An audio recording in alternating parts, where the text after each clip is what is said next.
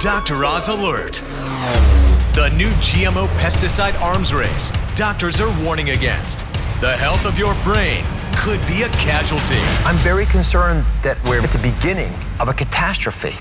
This show will challenge the food industry, the chemical industry, and the president. America, we are running out of time. Coming up next on Dr. Oz. The Environmental Protection Agency is on the brink of approving a brand new toxic pesticide that you don't know about. It's the latest and most disturbing development in one of the biggest food controversies of the 21st century, GMO foods. And what I'm about to show you is going to challenge the food industry, the chemical industry, and the government. Now, let me explain this. GMO crops like corn and soybean are engineered to survive chemical sprays like the pesticide glyphosate in Roundup. The pesticide kills the weeds and the crops stay healthy. But over time, the weeds get smart and they evolve into super weeds that Roundup can't kill. Enter chemical giant Dow. They engineer a new breed of corn and soybean seed built to survive an even stronger pesticide. It's now made of glyphosate and 2,4-D, a chemical used in Agent Orange, which the government banned during the Vietnam War. Now, GMOs can be ushering in a pesticide arms race, and the health of your brain could be the casualty. It has mushroomed into the biggest controversy around GMOs. The federal government is about to make a decision that could affect the foods you put on your table for decades. At the center of the firestorm, whether the Environmental Protection Agency should approve the new pesticide Enlist Duo. This past spring and summer, health experts and concerned parents on both sides of the controversy made their voices heard. More than 500,000 people wrote into the EPA to stop the pending approval of the pesticide. Among the protests, a letter signed by 35 prominent doctors, scientists, and researchers, which highlighted the risks for non-Hodgkin's lymphoma, Parkinson's disease, and Alzheimer's disease from exposure to the chemicals in Enlist Duo. How concerned should you be? Today, what you need to know about the new toxic pesticide that could come to a farm near you. So here are the facts as we know them. 70 to 80% of foods we eat today contain GMOs. There's 1.1 billion pounds of pesticides a year that are used on these crops, in part because they are GMO and they're made to be able to survive this. Now, 70 to 170 million pounds of additional highly toxic pesticides are going to be used if the EPA approves it. And you know what? Most of us already have pesticides in our blood. This new pesticide is called Enlist Duo and has doctors, public interest groups, and food safety experts all fired up. A concerned mom named Zen Honeycutt is one of them. She started Moms Across America to sound the alarm. So when did you first become concerned that your kids were being affected by these pesticides? Well, Dr. Oz, for a long time I didn't know that pesticides might be affecting my children. In fact, they had rashes and severe allergies for years. But then I learned that not only are GMOs sprayed with pesticides, but non-GMO foods are as well. And I learned that glyphosate kills gut bacteria. And I instinctively knew that that had to have something to do with my children's health issues. So we went not only GMO-free, but organic to avoid pesticides, and my children's health got better. It did. So what tests did doctors do to identify that there were pesticides involved with this process? Well, my doctors told me that they would not test for glyphosate because there was no reason to. But we finally found a private lab that would, and we had shockingly unacceptable results in glyphosate. So my son, in fact, was positive for glyphosate in his urine at 8 times higher than that which was found anywhere in Europe when they did urine testing. Oh my and goodness. yeah, and this coincided when he had a sudden onset of autism symptoms. So we went completely GMO-free and organic, and within 6 weeks, his autism symptoms were gone, and the level of glyphosate was no longer detectable. Thank you for sharing your story, Zen.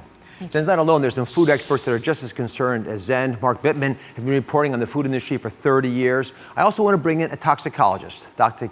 Ken Ramo, who's been studying the effects of chemicals like 2,4-D, that's the chemical I just talked to you about that's being added in pesticides. He's been studying this for 25 years. So I don't want to pick on GMOs. I understand the arguments in favor of them. There's a hungry world out there. We need to be able to feed that world, and GMO crops are designed to feed them. Is there a fair case in support of GMOs, Mark? There's a fair case in support of the technology, but the way the technology has been developed so far has not really proven anything. Yields are not up. Pesticide and herbicide use is not down, and that was the promise of GMOs. So when you talk about feeding a hungry world and you talk about GMOs, they haven't moved us in that direction. Ken, you argue pesticides are actually reasonably safe. There are a lot of parents out there, like Zen, who we just heard from, who need to be reassured. What can you tell them? I think the important thing to remember is that the weight of the evidence in studies have been conducted up to date on the toxicity of pesticides would argue that they're overwhelmingly safe.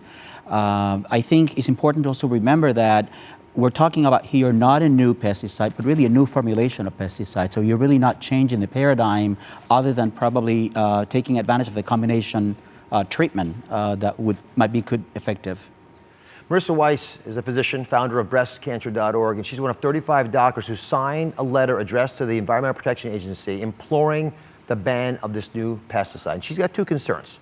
The first is that pesticides are linked with an increased risk of the following things: non-Hodgkin's lymphoma, thyroid and reproductive problems, hormone issues, and Parkinson's disease. That's the first issue. The second issue that Marissa raises is that of drift. Marissa, explain, Dr. Weiss, what is drift and why is that important for us to know about?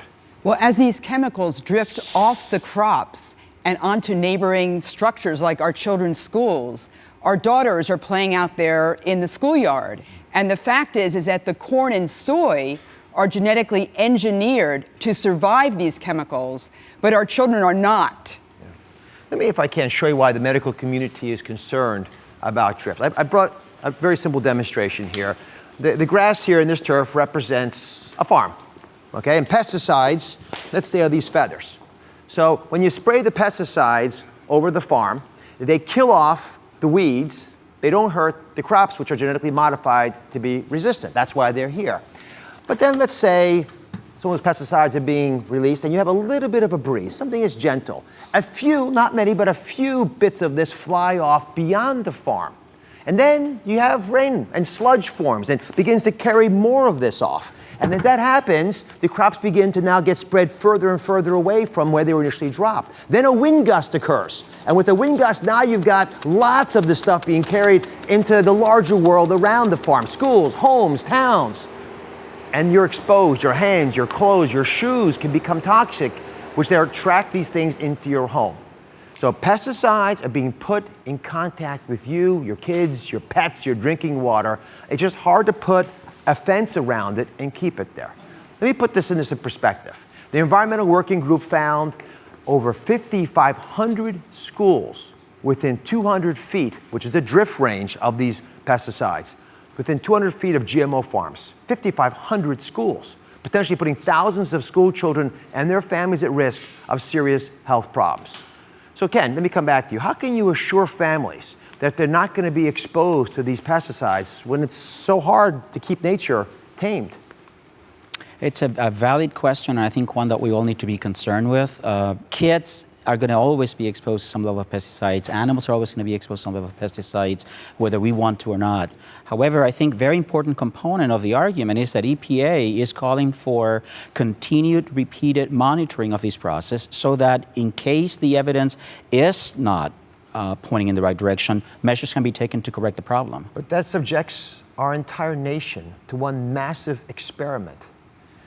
You know, I hear these words that we're going to continue to survey what happens to kids, so a decade from now we'll apologize. But in the meantime, I'm very concerned that I'm at the beginning of a catastrophe, one that we don't have to subject ourselves to. Let me bring Heather White into the conversation, Executive Director of the Environmental Working Group. How much of these chemicals get absorbed into our bodies, even from the food itself, much less from the drift? We don't know the answer to that question, Dr. Oz, but what we do know is that this new toxic herbicide will coat corn and soybean fields across the country. And those are the raw materials for the highly processed foods that we eat, not so much the corn on the cob that you find at the grocery store. We also know that communities near these farm fields are most at risk, especially kids, as Dr. Weiss just outlined, who are especially vulnerable. And, you know, as a mom, I will say that I'm especially concerned about the elementary schools that are within this toxic spray zone. As you just demonstrated, we could have kids out on the soccer field or at recess inhaling these toxic chemicals.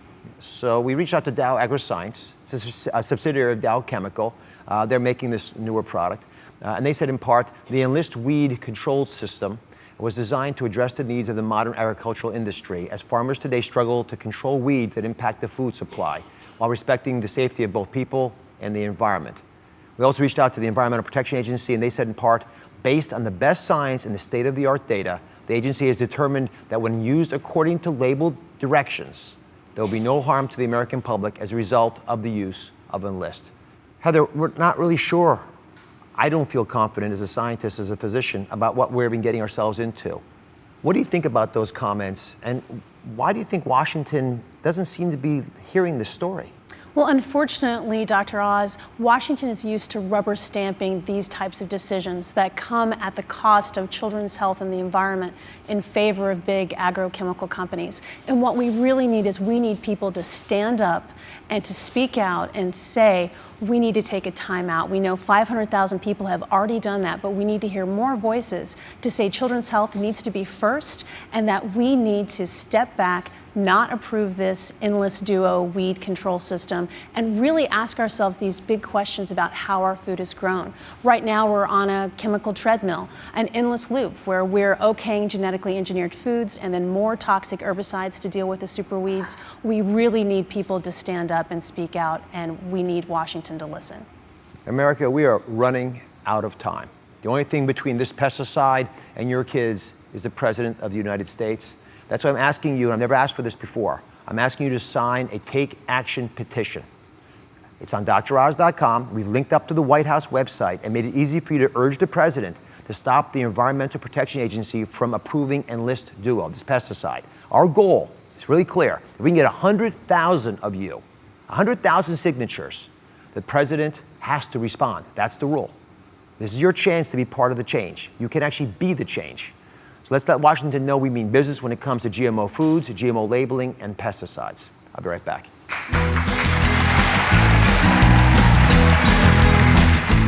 Next, the hidden dark side of gastric bypass surgery. I was completely blindsided. How the popular procedure to shrink your stomach could cause a new, bigger problem. I lost my marriage and I was estranged from everybody. Next.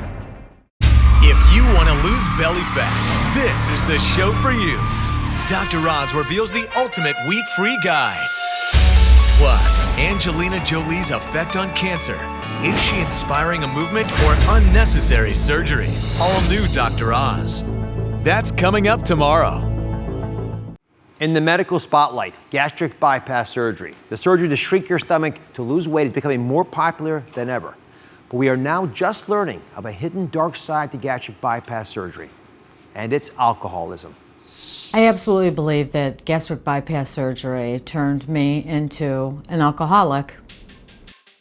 Sober now for 5 years, Susan Jones claims having bypass surgery was what set her on the path to alcoholism. And she's not alone. According to a study in the Journal of the American Medical Association, gastric bypass surgery doubled a patient's risk for developing alcohol problems compared with those who had less drastic weight loss surgeries. The reason?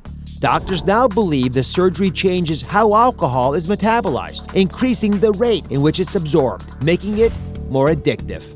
I was completely blindsided.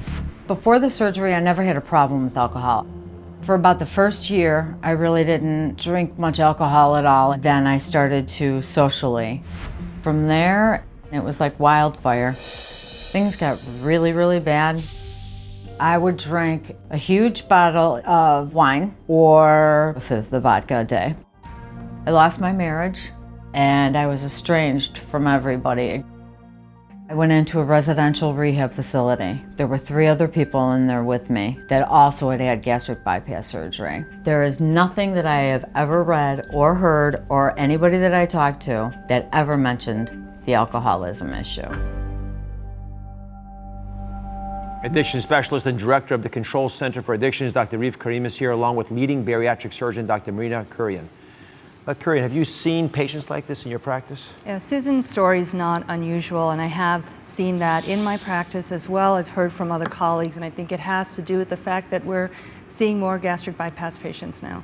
Dr. Reif, why is it that gastric bypass patients are more likely to become alcoholics? A woman who never had problems before says that a year later she's a raging alcoholic. I know, it's such a shock to so many people. I think what's happening here is we're completely changing the delivery system. So what that means is the way that alcohol is being absorbed and metabolized is completely changing. It's almost like a heroin addict that initially starts snorting heroin, then starts smoking it, and then graduates to shooting it. That's when it's a real problem because it goes right into the bloodstream. We're seeing this happen here because we're skipping the stomach. And the stomach is the regulator, the gatekeeper of how much alcohol gets processed and metabolized into our bloodstream. Let me explain to you all what Reif means by this. Normally, if you have a glass of wine and your stomach is in place, you haven't had gastric bypass surgery, the wine goes down into your belly and it sits in the stomach, and it takes about 30 minutes from when it hits your stomach till you finally begin to get it through the stomach to get absorbed into the intestines and into your bloodstream where it affects you. But after gastric bypass surgery, it changes dramatically. Now you've shaved most of the stomach out, only a little bit of the stomach sees the alcohol. As soon as the alcohol hits it, boom, your whole body lights up. You're actually getting the buzz of the alcohol because the rest of the stomach is not there to protect you. So, Dr. Reif, I'm sort of forced to ask the question about whether an addiction to food, which is prevalent in a lot of people who need gastric bypass surgery, is also causing the alcoholism. Yeah, when somebody goes in to get gastric bypass, you just assume they're overweight. You assume that they have some kind of metabolic problem where they need to lose weight and change their overall lifestyle. You don't think about their brain. So the brain is very different than our stomach. You might fix the stomach, so to speak, and leave the brain where it is. Now, food addiction or binge eating is massaging the same neurobiology, the same circuits in our brain as is chemical addictions. So what we're seeing is we're seeing a possible transfer of that addiction from food to alcohol. Dr. Curry, when you're dealing with patients who are of need of gastric bypass surgery, but know about this alcoholic predisposition, what do you tell them? I tell them before the surgery, actually, it's part of my informed consent to let them know that there is altered alcohol metabolism afterwards. But when post-operatively, they say to me, when can I have a drink? I tell them that it is altered. They should, if they're going to do it, and certainly we're not talking about a week after surgery, we're talking months after, that they should try at home, have half a glass and see how it affects them. Because it is altered and they can actually feel the buzz so much faster. Dr. Reif, for everyone at home right now, give me one question they can ask themselves to see if they're at risk or loved ones at risk for developing this problem. Okay, so if you're at home and you're thinking, hey, I don't know, I'm not sure about this, here's what you need to ask yourself. You need to ask yourself or your family, what is my relationship to alcohol now? What is my emotional connection, and am I a lightweight? A lightweight. A lightweight, and I'll tell you what that means. Alcohol dehydrogenase, this enzyme, is in our system, and it processes the alcohol and breaks it down. If we already are a lightweight and we don't detoxify, metabolize, and absorb well to start with, so all of a sudden alcohol hits us really quickly, and we have an emotional connection, meaning we drink when we're sad, we drink when we're celebrating, we just drink based on our emotions, you are much more prone to having problems later on after gastric bypass. Let me offer my bottom line. I think bariatric surgery is the most underperformed operation in this country. I think it's a great solution for morbid obesity, but only if our addictive emotional issues are addressed. We should not try to fill a sense of emptiness in our lives with food or alcohol, or frankly, any other substance outside of us. I'll be right back. Coming up, when a new pain strikes, are you confused about what it is? Or maybe you self-diagnose your symptoms? Stop guessing. Dr. Oz decodes your body pains. See which ones you can stop worrying about. That's coming up next.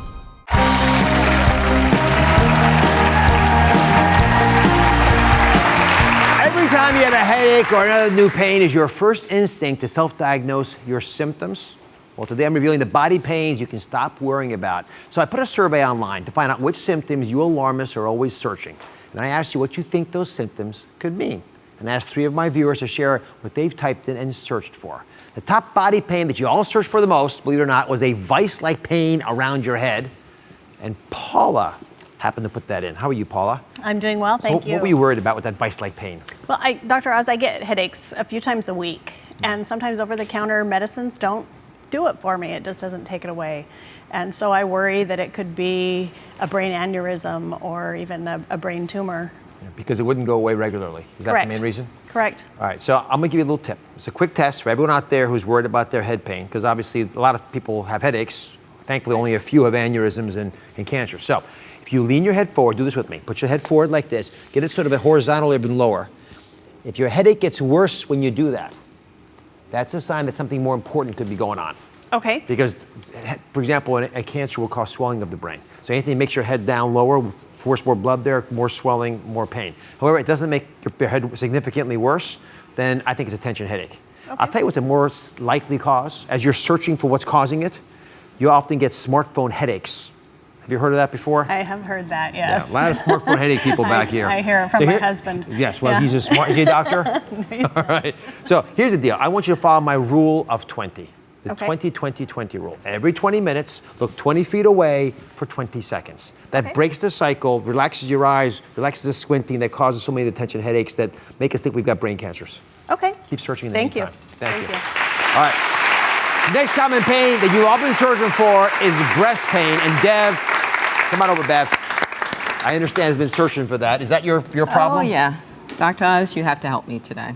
So I get this pain here, and it happens every so often, and it feels like a pea-sized knot. Yep. It gets tender, it gets sore, and I just want to know what it is. And does it happen in any particular regularity? Does it happen once a week, once a month? It happens about once a month, and it really starts to freak me out. So I'm sitting online just trying to play doctor. All right. It's not working. So when we ask questions to patients, which, in terms of being a good doctor is the first thing you should always do, usually the patient will tell us the diagnosis just from answering a couple simple questions. So you just pretty much gave me an answer already. It's not getting worse all the time, but it happens about once a month. Right. So in the back of my mind, I'm thinking, well, what happens once a month? It's fluctuating hormone levels, pretty commonly. Because it's not just your estrogen, it's your progesterone also. And as they go up and down, about 3 days before your menstruation starts, your period starts, you're going to get some swelling, which you've experienced in other ways. Right? So any little nodules in there, they'll swell up too. So from now on, if you have that kind of discomfort and it's once a month kind of pain, put the non-steroidal cream on top of it. Okay. Sit it out for a couple days, and if it's gone after the period, not guaranteeing it's nothing, but if it goes away, that's a very good sign. Oh, great. Right, Thanks a lot. Take care. Thank you. And finally, the last pain that alarms you is a scratchy, sore throat. Some of you wrote to me saying that you're always fearful that it's a cancer. So Beth's joining us. How are you, Beth? Hi. Have you found a diagnosis of cancer yet for your sore throat? Oh God, I hope not. But I get this sore throat and or scratchy throat, and it, I don't in the mornings a lot, and it gets a little bit better during the day, but it happens so often that I'm not sure. My husband thinks it might be my sexy morning voice. Well, that's very nice of him to say that. Yeah. We have husbands giving all kinds of diagnoses over here. So the best way to decode throat pain is to figure out if there's anything outside the throat that might point us to it being a cancer. So we actually feel your neck a lot of times as doctors, feeling for lymph nodes. So if I may, if you don't mind. The classic places you'll feel for lymph nodes are up along the muscle here called the sternocleidomastoid, that big muscle here. You feel it just in front of that, and you also feel on top of the clavicle. And if you feel nodules there, that makes us worried. You'll get nodules sometimes from infections and other causes, but if you have a nodule, if it's getting large, if it's not tender especially, it makes me worried. If it's not that, most of the time morning sore throat and that hoarseness you're describing is related to dry air, which is a very common cause, or allergies related to that. And then you want that scratchy throat to go away. Your husband might like it, but if you want it to go away, go to the bathroom, put some steam on, or into a basin, make it steamy, and then get that warm air into your throat for 5 or 10 minutes. It'll soothe everything down, take care of the moisture problem you've had all night long. So you won't have a sexy voice, but you'll feel better about life. I like that. Is that helpful? Yes, thank you. Thank you for being here. Thank your husband for his diagnosis, by the way. For 8 pains you should not ignore, go to droz.com. I'll be right back. Dr. Oz wants to know, do you struggle with a specific body pain? I always have headaches. It starts when I'm stressed out and then lingers through the day. Any help is greatly appreciated. Thank you. Share your story on Dr. Oz's Facebook page. Coming up next, they're painful, itchy, irritating, and embarrassing. Hemorrhoids. Sooner or later, 75% of you will experience them. Dr. Oz reveals new ways to prevent and treat them. That's next. Millions have devoured this doctor's bestseller that claims lose the wheat, lose the weight. It's the ultimate wheat-free guide. If you want to lose belly fat and get your healthy back, this is the show for you.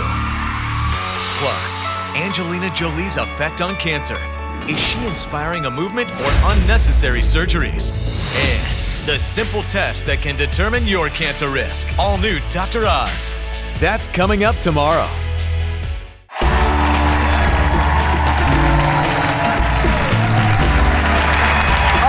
I want y'all to do me a favor. I want everyone to close your eyes. Just close your eyes. Let me see. No cheating, no cheating. Okay, now raise your hands if you've even heard the word hemorrhoid. If you've heard the word hemorrhoid, put your hands up in the air. All right, now, good. Now raise your hands, keep them up, if you've had hemorrhoids. All right, now open your eyes. It's a lot of people. It's one way to get you to be honest. You're not alone. 75%, 3/4 of us are going to experience hemorrhoids at some point in our lives. So whether you've had them already or you're still waiting for that lucky day, today I'm revealing how to prevent and treat hemorrhoids. But to do that, I just can't make it happen without an assistant of the day. So if you're in seat, how about 161? Is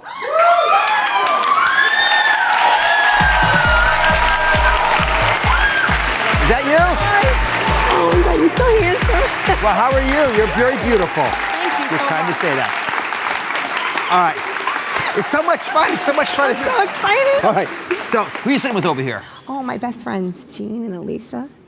You have a lot of best friends. How are you? Now, I noticed there are a lot of hands up over here about the hemorrhoids. Has that been pretty common among you? You guys talk about that stuff? It's embarrassing, yes. It is. It is embarrassing. It's embarrassing. Sometimes it's good to be the assistant of the day. Sometimes it's a little bit embarrassing. So, what's your first name? Joey Lynn. Joey Lynn. Joey Lynn. So, Joey Lynn, this might be more of an embarrassing type of scenario. Oh, God. You can sort of tell that. So, I did notice your hands were up in the air. Yes, they were. And when did you develop hemorrhoids? Oh, Jesus. After I had my children, it was actually my first daughter. She was a very big baby. And then after the second one, and it just happens. And it's been horrible. It happens. And it comes back to that. Describe what it's like when you get them. Oh, God. It's irritated. You can bleed. You know, it's been happening for a very long time, actually. So. And itches? Not much, not really, but it's just inflamed and it's bad. So there are lots of things that cause it. Pregnancy is obviously a pretty typical one, but age does it. I won't ask your age, but as we get older, tissue starts to thin a little bit and begins to sag, not just in the obvious places, but in other places as well. A lot of folks recognize straining as a big risk factor. Constipation obviously does it. Yeah. But the things you wouldn't normally think about, a low fiber diet causes that. That's one thing we should think of, but we might not think about lifting weights or people, grocery bags, kids, all those things. You lift things up. Wow. Even lifting your own body, if you have excess weight, will put extra strain on those hemorrhoids and make those veins engorge a little bit. Okay. So I'm going to get to the root of why you have the problem because I've got some great solutions, but I really want to make it crystal clear how these hemorrhoids form. Okay. To do that, I need you. Okay, what do you want me to do? I'm here, I'm ready. Okay, come on, Joe. So we had built a little model here of the anal canal. Oh, yeah. So if you look up on here, look up in there, you'll see what happens. Okay. Now, obviously, to sort of bring this to life, we need someone to go up there and come down. You got it. You got it. There you are. All right. Come on up here. I could have gotten your friends, but this has been better. All right. Okay. Now, go up to the top. Now, before you come down, let me explain this. Okay, you represent the things that cause hemorrhoids. Okay? So let's say you're a little bit constipated, a little bit straining, so sit on the side. These little walls here are very flimsy. They have very thin tissue on them. So when you come down, I want you to grab some of that and rip it off. Okay, That's what would normally happen as you strain. So get ready to come down the chute, all right? And as you come down, now grab, rip. Oh, rip. There we are. Good. Nicely done. Nicely done. Now, before you run off, now you've got a very raw surface in there, and now you have the recipe for disaster. Now I go up one more time. This time, you're a mom, you're carrying your kids, you're grocery shopping, you got bags in your arms going up there, you're lifting weights, and as you do this, something starts to happen. What you're gonna start to notice. You're starting to engorge some veins. See this vein here? Now come on down. Keep going. Oh, pull it with you. Oh! Ooh! That hurt. You can see that. Can we go back on that in slow motion? I want to just demonstrate what happened there, because that's exactly what happens inside of you. As something's coming down the anal canal, but with a combination of all those factors, that vein gets engorged and big and purple and ugly. And then watch, here it is. You're coming down, and all of a sudden you get stuck on that, and ooh, you pull it right off, and whoa! Look, you can see how much that would hurt. Yes. So what do you use for relief? Just baths, take hot baths, and sometimes creams and stuff, but it doesn't really, and I take medication. What medication do you use? Just like anti-inflammatory Motrin or Good. something. Let's go over here, because you got some of the things. Some things are really easy to do, some are a bit more expensive. It's like having toilet paper stuck to my shoe. All right, so These creams do work, and you should try them. If you don't want to use them down there, you can use them under your eyes. They have other purposes as well. But these creams will dry stuff out. They're about $3. They're inexpensive. Obviously fiber. I don't have to say that again, but there's some sources of fiber you might not have thought of. You know, blackberries are a good example, or popcorn. The rinds of fruit have a lot. Then there's this chamomile tea. Now, you mentioned taking a bath. A lot of times people put magnesium salts in the bath, an Epsom salt bath, just to sort of soothe and relax that area. Certain people say cold, but I find that the heat does it better. Like when I'm in the shower, it just takes it down a little bit.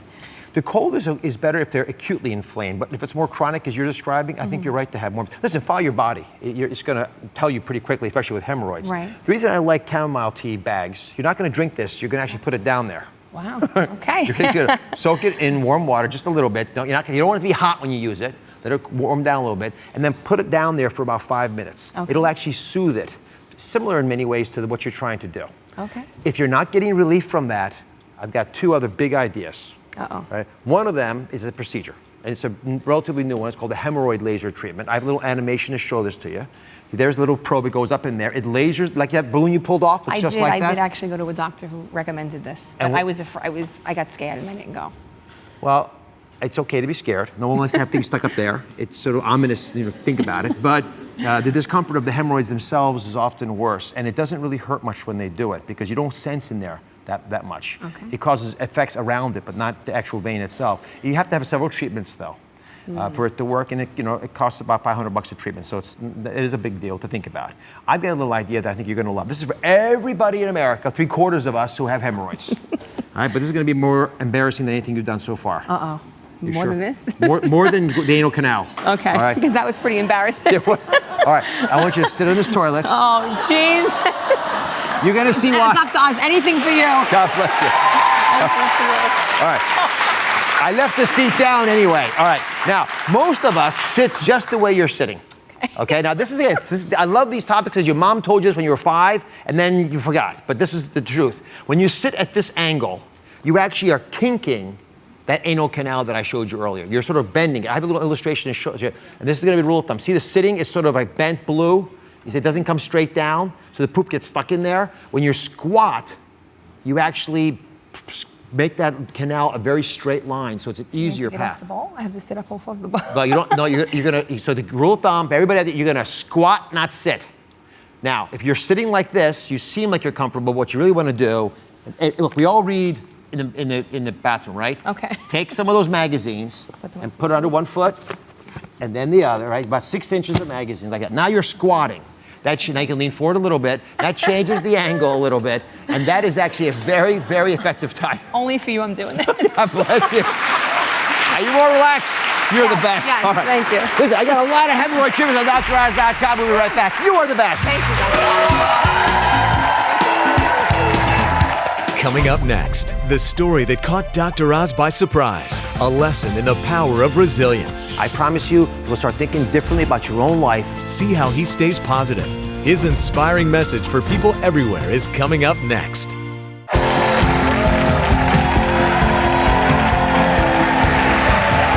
Chris Cook helped teach me about the power of resilience this summer. My mother-in-law called me over, sit next to her, and watch this story.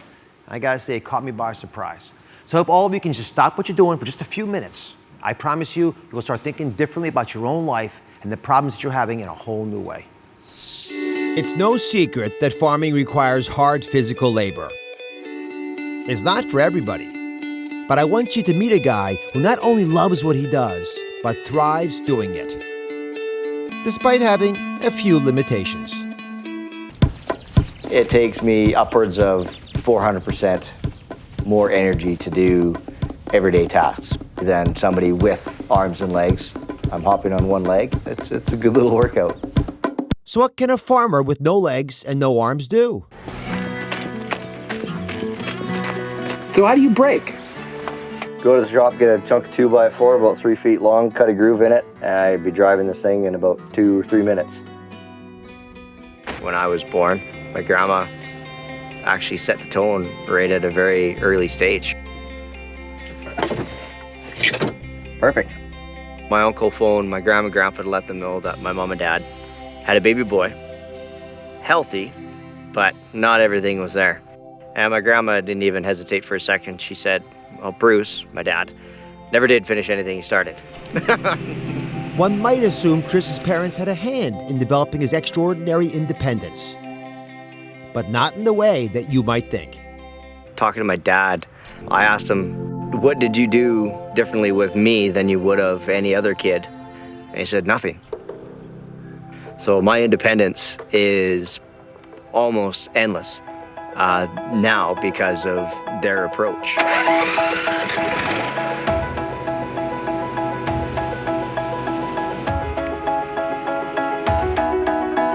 There was very little he couldn't do.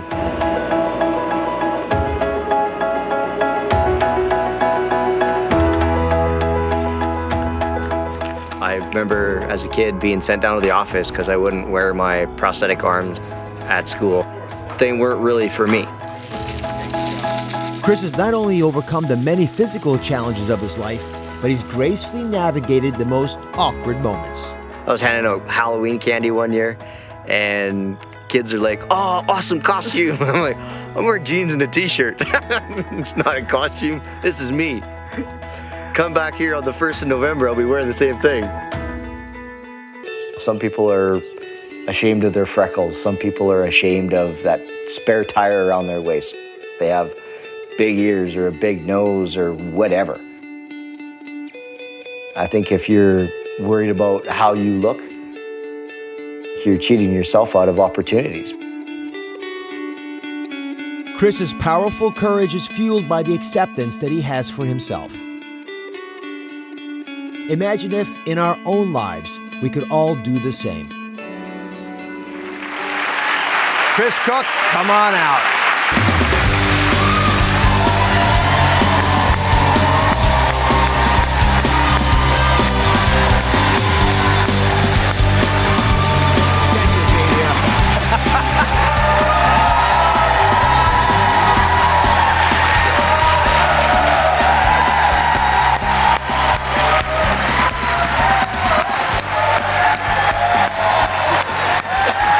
Well deserved. Thank you. I feel the same way. I honest to goodness, my mother-in-law, who won't come on the show, by the way, but doesn't mind throwing some ideas at me, had me sit next to her, and we applauded, in a room with two people, applauded the video as I saw you tell your story. There's just something, I mean, charisma is the right word for it, but I just love the fact you've tackled the challenges in life, and no matter what has come at you, what's been thrown at you, you've coped. I mean, how do you do that? I guess the biggest thing is I'm so afraid of regret, missing out on so many opportunities that I'd rather get out and just do stuff. And I've always kind of quoted the movie Shawshank Redemption. You can get busy living or get busy dying. Yeah, I was born without arms and legs, but I mean, who cares? When you were a little kid, did you realize how different you were? I mean, obviously I knew I was different. I got stared at, I got all kinds of questions, but I didn't really care. Like I said, it goes back to just wanting to get out there and do things. I approached life as though I didn't have arms and legs, and a lot of that goes to an amazing family, an amazing community that I grew up in. They didn't treat me like I had a disability, so I didn't feel as such. So did you ignore the teasing, which brings out the worst in us sometimes? I'm very fortunate. I was never bullied. I was never teased. I grew up in an amazing community, and I mean, if anything, my family and I were making the jokes. So, I mean, if you could come up with something better than we could, have at it. And the other thing is, I was always having fun, big smile on my face, and I mean, you really can't find anything to tease, when somebody's enjoying themselves. So give me some advice. Give everyone some advice when you've been dealt what might say is an unfair hand. How do you make pun intended? Pun intended. And what's the message? How do you get past that? I mean, there's so much out there that's so positive to worry about. The negativity is there, but you can have a pity party if you want. Make sure it's fleeting. Just go out there and live life. And I mean, if a guy without arms and legs can enjoy life and do as much as I can and do and strive to do, anybody can do it. It's pretty easy, actually. Well, you make it seem elegant and effortless, and I applaud you for it. Thank you very much. There's lots of other wonderful, inspiring stories like Chris. And be sure to check out Super Soul Sunday every Sunday morning on OWN. We'll be right back.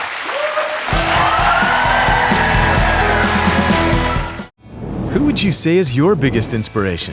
My mom. She is 91 and the strongest, kindest, most optimistic person I know. I have never heard her say an unkind thing about anyone. Share your inspiration on Dr. Oz's Facebook page. Millions have devoured this doctor's bestseller that claims lose the wheat, lose the weight. It's the ultimate wheat-free guide. If you want to lose belly fat and get your healthy back, this is the show for you. Plus, Angelina Jolie's effect on cancer. Is she inspiring a movement or unnecessary surgeries? And the simple test that can determine your cancer risk. All new Dr. Oz. That's coming up tomorrow. Millions have devoured this doctor's bestseller that claims lose the wheat, lose the weight. It's the ultimate wheat-free guide. If you want to lose belly fat and get your healthy back, this is the show for you. Plus, Angelina Jolie's effect on cancer. Is she inspiring a movement or unnecessary surgeries?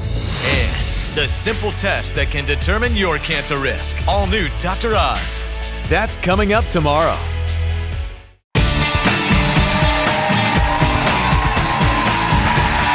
Now it's time for In Case You Missed It. First, the Environmental Protection Agency is on the brink of approving a brand new pesticide called Enlist Duo. It's built to kill superweeds growing on GMO crops.